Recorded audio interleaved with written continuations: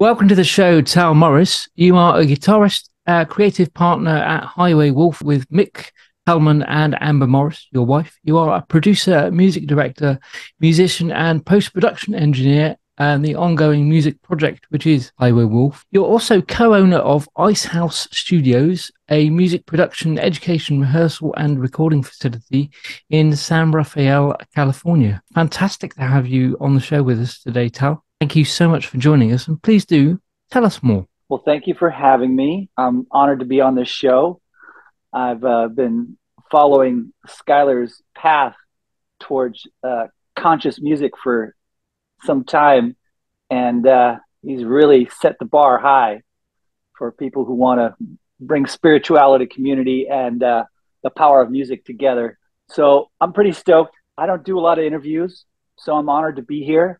Well, this is Music for Global Change, and we're talking about music that's going to change the world, heal the world, teach the world, right? And we need those kind of songs. I mean, I say all the time, there's over 5 billion love songs.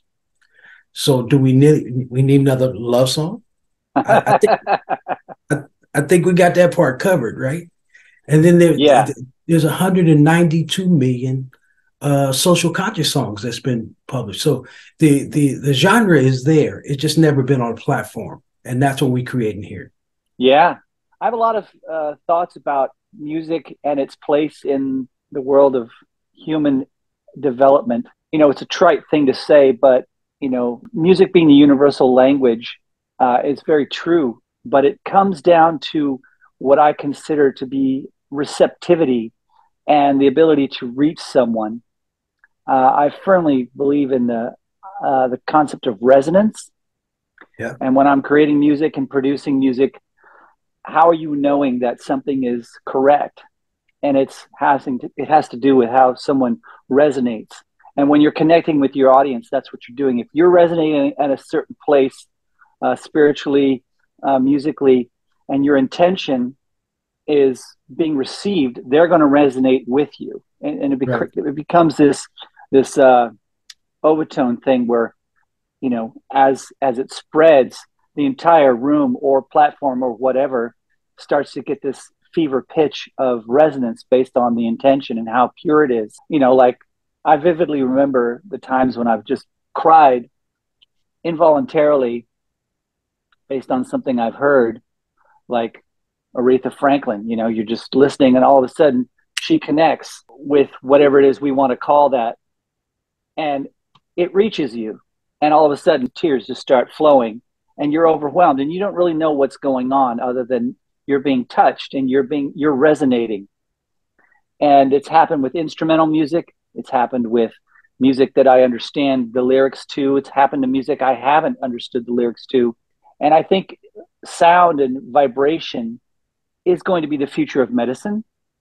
It's going to be the future of realigning people's intention. It's going to be a reset. There's going to be a sonic way for people to reset, and they're going to wake up and say, why have I been such a jerk? The reason why it touches you like that is because music is emotion. When you're watching a movie and stuff like that, there's certain instruments that's going to touch you. They want to make you cry. What do they play it? Violin, right? Yeah, especially the cello, because the cello is in the human voice range. Right. The cello, the human voice, the tenor saxophone, these are the emotive, that's the wavelength that people are more receptive to. And that's why the most emotional scenes are cello, right? Solo cello.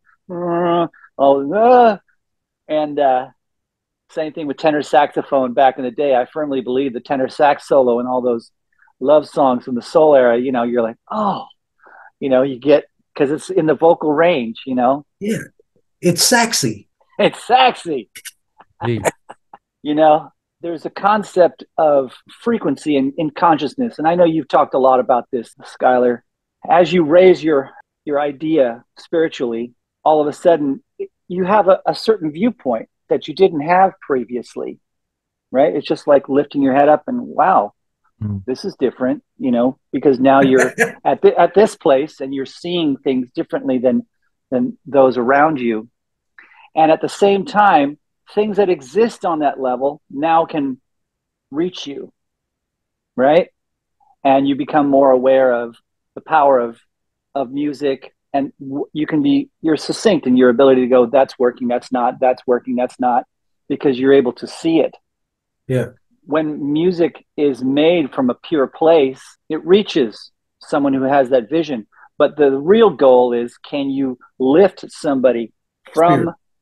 a lower elevation, for lack of a better word, into the ability to see the potential and feel what's being given and all those things. There's so many analogies. We could go down the rabbit hole of that. Do you see the light? The band. We had a dear friend of ours on, Denise Newton, and I used to have a radio show with her when I lived back in the States. Mm-hmm. And I love her because she's a school teacher. She was a school teacher, and she traveled, went to Africa. And she said, I don't care what goes on in the classroom. When I get home, the first thing I do is turn on some music to take me away from it. Yeah, definitely. Yeah, I mean, music is medicine. I always say it. It's people ask me, Tal, what do you do for a living? Well, I'm a musician. Okay, cool. So when you're at home and you've got no one around and you have no agenda and you do something just for you, what do you do? I play music. Okay. All right. So if you had, what are your main hobbies? Tell me about your hobbies. I like music. I play music. Different kind of music. It's we're blessed that, this isn't what I do. This is who I am. Exactly. There's no way in the world I could walk into a building and get a job, right? Because it's the same way. Well, what do you do? Play music? We have a job. We just don't have a boss. Yeah. But you had to make that decision, that this is what I'm going to do, because it comes down to security with people who have a job and they're there for 30 years, right? They're used to getting that check at the end of the week and every 2 weeks, But what are you going to do? It's like you got to pick something. It's true. It's true. And bless those. And I've been them. I've worked for years in the music industry as a manufacturer's rep, product development for, major companies, MXR, Line 6. I've added design ideas to, guitar companies. They seek me out for advice on how to create more efficiency with their products and judge their validity. And I've had to drive 3,000 miles a month pimping music gear, to put the lights on.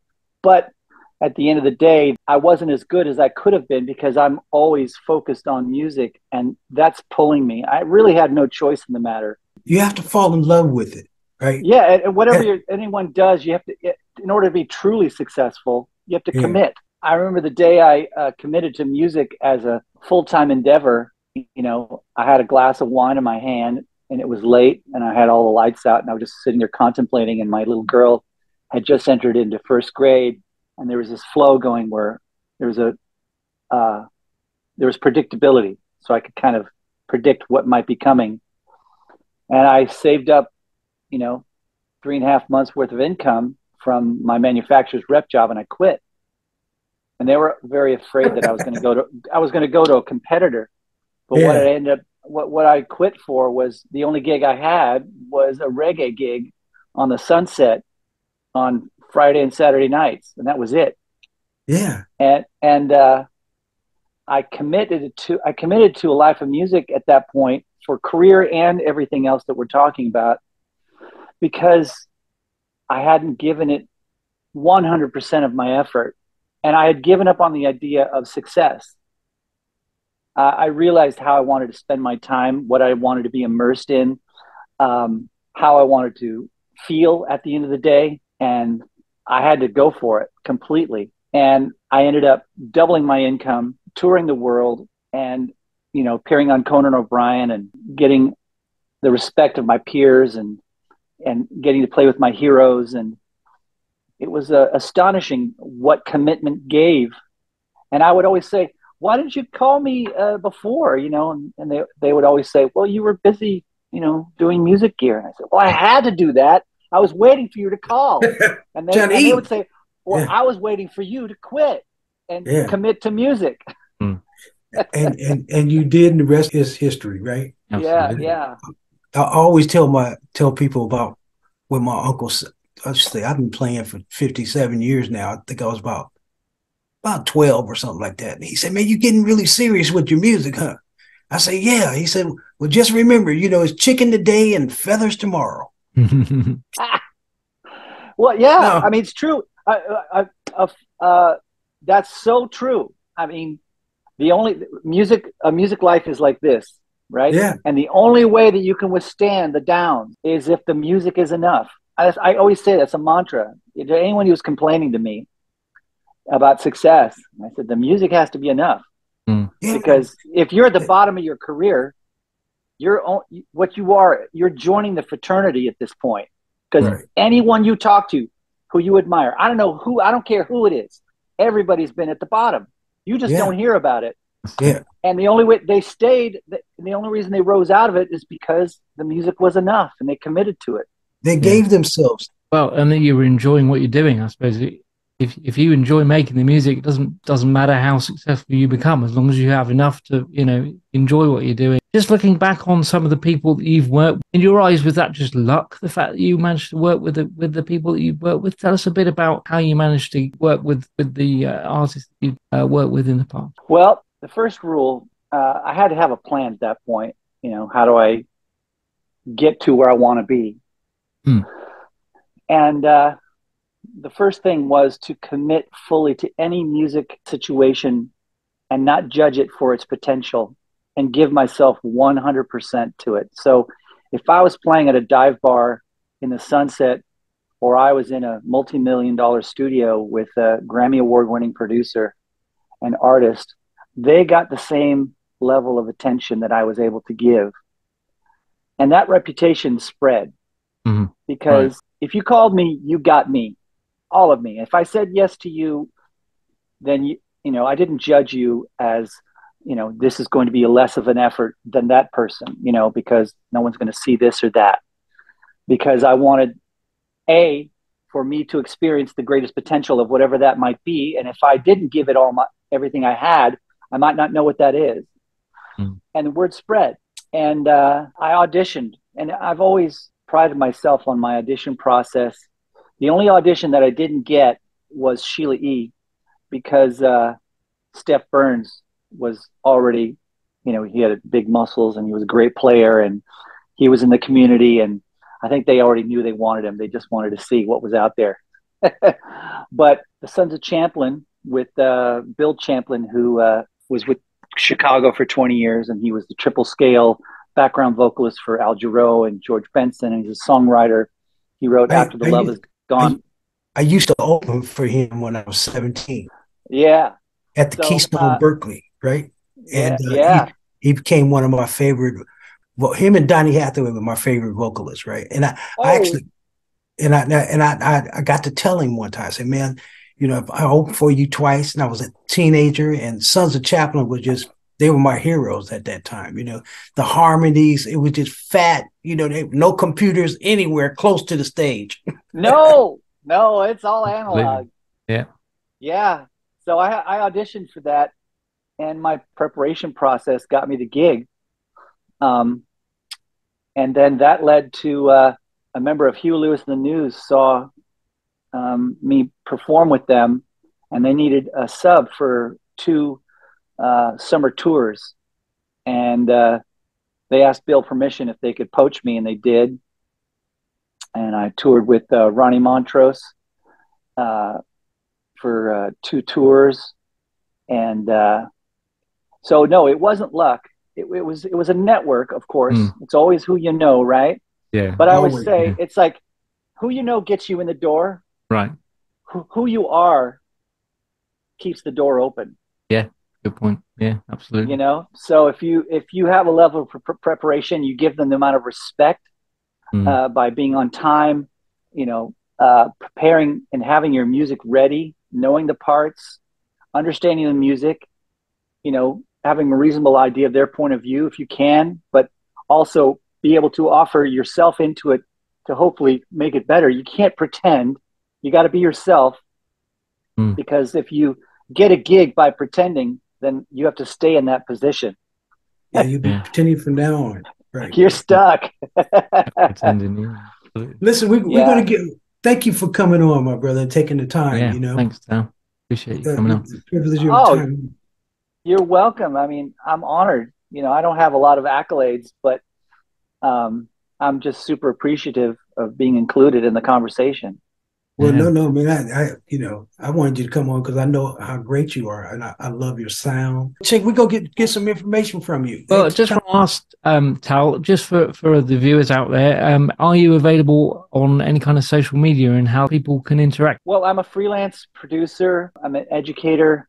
I'm a product tester, and I'm for hire for a variety of things. And you know, I'm a journeyman, freelance musician, producer, and I'm on Facebook, and I'm so involved in the work that I'm doing because it's always referral, right? So I don't have, I'm not actively like advertising an umbrella of activity. You know, people hire me to play guitar and I get involved, and then you know, I just finished a 5-song EP for Highway Wolf that's coming out October 27th.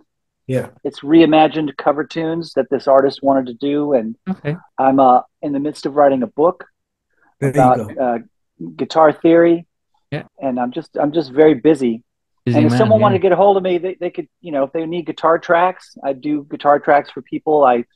You know, depending on, it can just be as simple as a solo, or I can layer acoustic guitars and textures of almost any genre. I love you, brother. Much love, much love. Okay, have a good day. Save the world. Music can save the world.